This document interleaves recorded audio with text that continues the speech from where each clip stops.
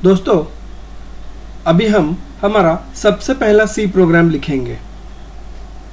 ये जो स्क्रीन पे आपको दिख रहा है, ये एक छोटा सा सैंपल सी प्रोग्राम है जिसमें हमें सबसे पहले 2 लाइन दिख रही है, #include stdio.h और #include conio.h। ये 2 स्टैंडर्ड हेडर फाइल्स हैं। ये हमें हर प्रोग्राम में लगती है। ये क्यों लगती है, इनका क्या मीनिंग है, ये हम बाद में देखेंगे। सबसे पहले ये आपको लगती है, इतना सिर्फ ध्यान में रखिए, #include stdio.h और #include conio.h। उसके बाद ये हमारे प्रोग्राम का एंट्री पॉइंट है, int main मतलब हर प्रोग्राम में, हर सी प्रोग्राम जो है वो मेन इस फंक्शन से शुरू होता है। फंक्शंस हम बाद में देखेंगे, अभी इतना सिर्फ ध्यान में रखिए कि अपना प्रोग्राम मेन से शुरू होता है। ये कर्ली ब्रैकेट शुरू हुआ मतलब मेन फंक्शन का स्कोप यहाँ पे शुरू हुआ।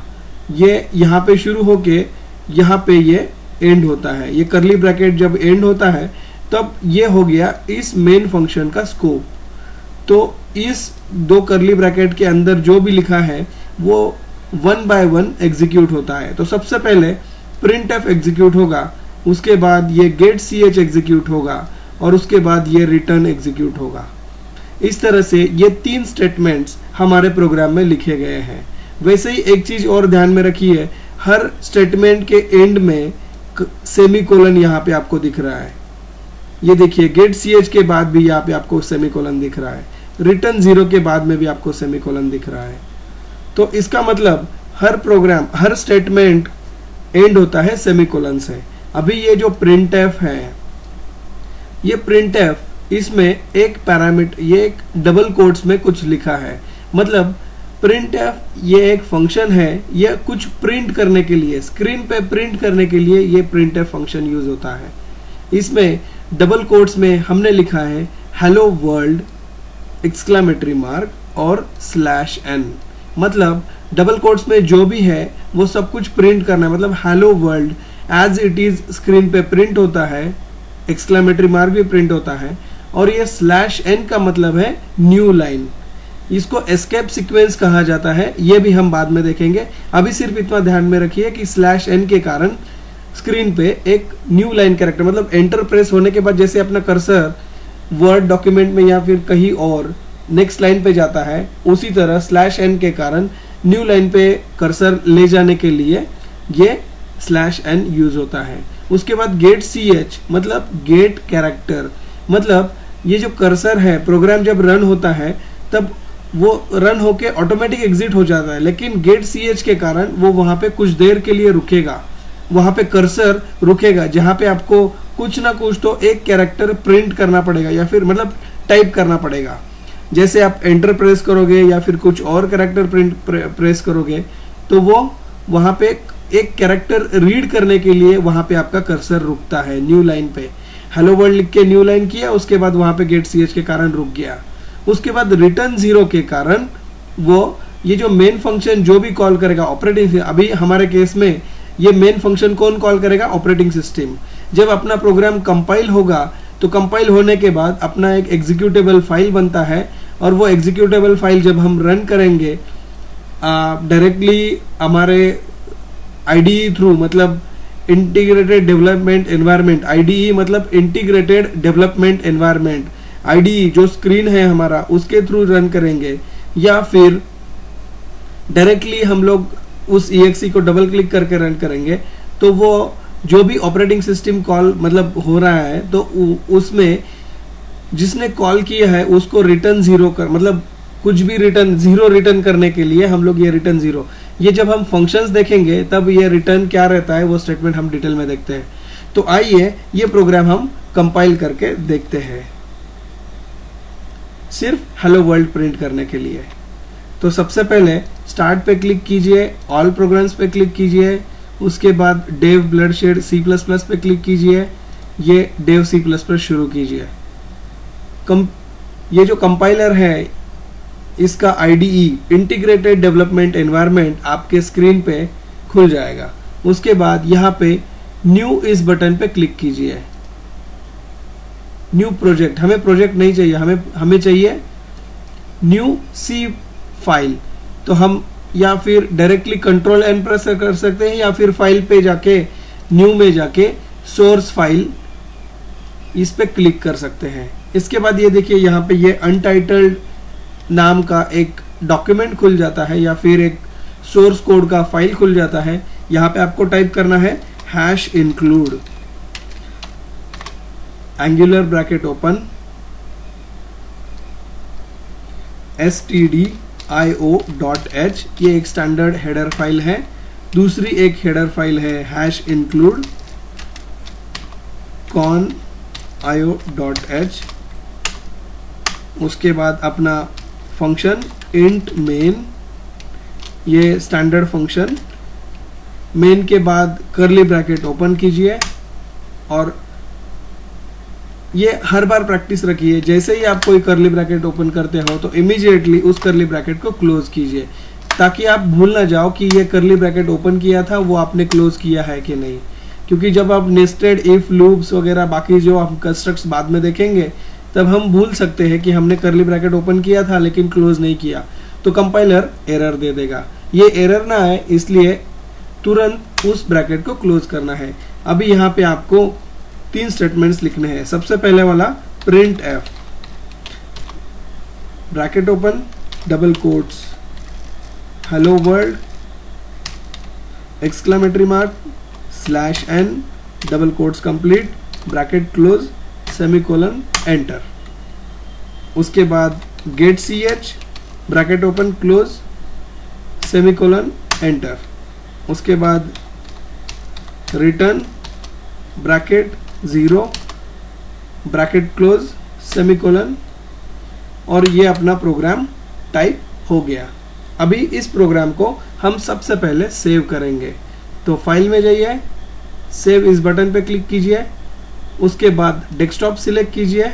डेस्कटॉप पे मैंने एक फोल्डर बना के रखा है C_programs, उसे डबल क्लिक कीजिए और यहाँ पे सेव एज टाइप में यहाँ पे सी सोर्स फाइल्स सिलेक्ट कीजिए और इस फाइल को फाइल नेम दीजिए prog1, मतलब प्रोग्राम 1, prog1।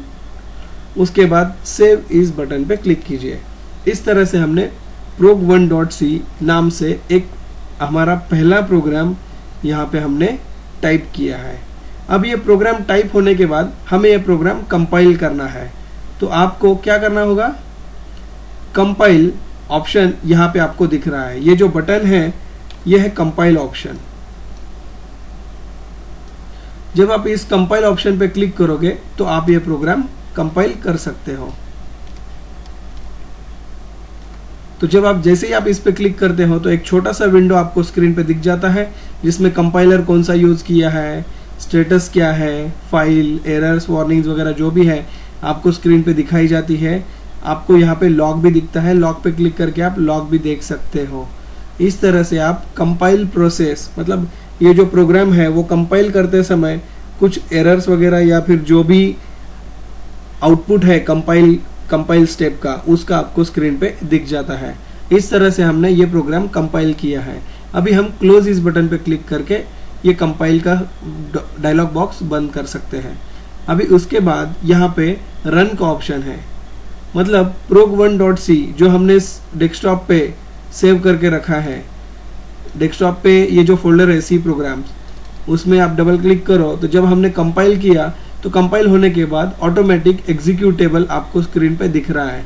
मतलब इसने 2 स्टेप्स एक साथ किए, कंपाइल भी किया और लिंक भी किया।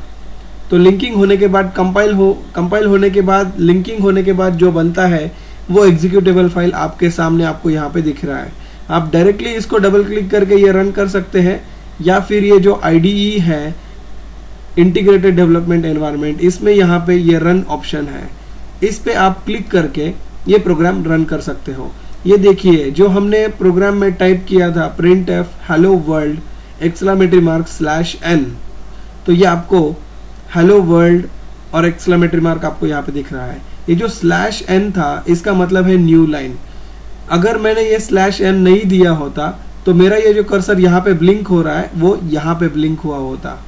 तो ये /n के कारण न्यू लाइन पे मेरा कर्सर ब्लिंक हो रहा है। उसके बाद गेट ch, मतलब अगर ये गेट ch नहीं होता तो ये प्रोग्राम ऑटोमेटिक एग्जिट हो जाता, तो मुझे स्क्रीन पे कुछ दिखता भी नहीं। तो ये गेट ch के कारण ये कर्सर यहाँ पे रुक रहा है और मेरे से कुछ इनपुट, मतलब यूजर से कुछ इनपुट एक्सपेक्ट कर रहा है। जैसे ही मैं यहाँ पे एंटर प्रेस करता हूँ, अभी देखिए मैं यहाँ पे एंटर प्रेस करता हूँ तो ये देखिए ये विंडो बंद हो गया। इसका मतलब गेट ch ये इस फंक्शन के कारण वो जो प्रोग्राम है वो वहां पे कुछ देर के लिए रुका था। इस तरह से हमने हमारा सबसे पहला हेलो वर्ल्ड का प्रोग्राम कंपाइल करके रन किया है। आइए अगर हम ये /n निकाल देते हैं तो क्या होते हैं देखते हैं। अभी मैंने /n निकाल दिया। अब मैं ये प्रोग्राम फिर से कंपाइल कर रहा हूँ। कंपाइल हो गया, उसके बाद मैं रन कर रहा हूँ तो ये देखिए मेरा जो प्रोग्राम है उसमें ये जो कर्सर जो पहले न्यू लाइन पे ब्लिंक होता था, नेक्स्ट लाइन पे ब्लिंक होता था, वो अभी उसी लाइन पे हो रहा है। ये /n निकाल दिया, इसके कारण वो वहाँ पे ब्लिंक हो रहा है। मैं एंटर प्रेस करता हूँ। अभी मान लीजिए मैंने यहाँ पे ये जो गेट ch है इसको मैंने डिलीट कर दिया, डिलीट कर दिया। अब मैं ये प्रोग्राम फिर से कंपाइल करता हूँ। अगर मुझे हर बार कंपाइल करके रन करना, ये 2 स्टेप्स मुझे हर बार करनी है, तो मैं डायरेक्टली ये कर सकता हूँ ये तीसरे बटन के कारण। इसको कहा जाता है कंपाइल एंड रन। इसका शॉर्टकट भी है, इसका शॉर्टकट है सिर्फ F9। जैसे मैं डायरेक्टली सिर्फ F9 प्रेस करता हूँ तो मैं डायरेक्टली ये कंपाइल भी कर सकता हूँ और रन भी कर सकता हूँ। अभी देखिए मैं जैसे ही इस पे क्लिक करता हूँ तो ये देखिए ये स्क्रीन पे कंपाइल होके रन होके वो विंडो चला भी गया। मैं फिर से एक बार यहाँ पे क्लिक करता हूँ तो ये रन होके चला भी गया। ये किसके कारण हुआ ऐसे, वो वहाँ पे क्यों नहीं रुका? क्योंकि हमने गेट ch निकाल दिया था।